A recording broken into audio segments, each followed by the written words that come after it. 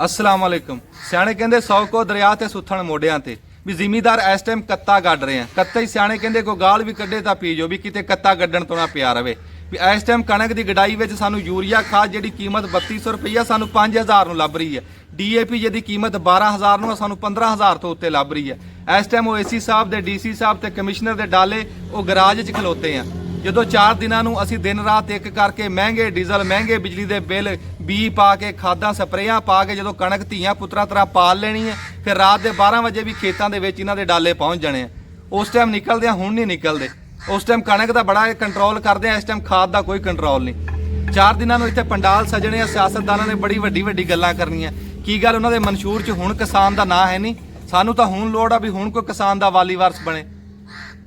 ਉਹ ਨਰਮੇ ਦੇ ਕਿਸਾਨ ਆ ਤੇ ਉਹ ਨਰਮੇ ਦੇ ਕਿਸਾਨਾਂ ਨਾਲ ਪਿਛਲੇ ਸਾਲ ਵਾਲਾ ਡਰਾਮਾ ਵਜ਼ੀਰ ਵਾਲਾ ਕਹਿੰਦਾ ਜੀ ਕਿ ਵੇਚੋ ਨਾ ਰੇਟ ਵਧੂਗਾ, ਵਪਾਰੀ ਕਹਿੰਦੇ ਆ ਰੇਟ ਘਟੂਗਾ। ਪਿਛਲੇ ਸਾਲ ਤਰ੍ਹਾਂ ਭਾਵੇਂ ਬੈਠਕਾਂ 'ਚ ਹੀ ਪਿਆ ਰਹਿ ਜਾਵੇ।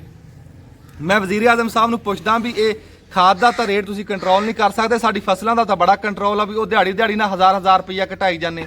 ਉਹ ਘਟਾ ਸਕਦੇ ਆ, ਖਾਦ ਵੀ ਘਟਾਓ, ਬਿੱਲ ਵੀ ਘਟਾਓ, ਤੇਲ ਵੀ ਘਟਾਓ ਕਿ ਸਿਰਫ ਤੁਸੀਂ ਫਸਲਾਂ ਘਟਾ ਸਕਦੇ ਆ, ਬਾਕੀ ਕੋਈ ਸ਼ੈ ਨਹੀਂ ਘਟਾ ਸਕਦੇ। ਕੋਈ ਆਵਾਮ ਦਾ ਕੋਈ ਕਿਸੇ ਤਰ੍ਹਾਂ ਦਾ ਭਲਾ ਕਰੋ।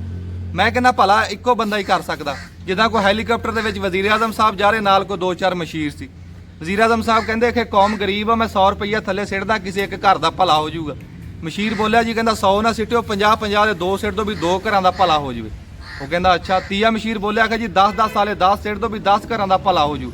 ਵਜ਼ੀਰ ਆਜ਼ਮ ਸ਼ਸ਼ੋ ਪੰਜ ਪੈ ਗਿਆ। ਉਹਨੇ ਪਾਇਲਟ ਨੂੰ ਪੁੱਛਿਆ ਵੀ ਦੱਸ ਯਾਰ ਕੀ ਕਰਾਂ।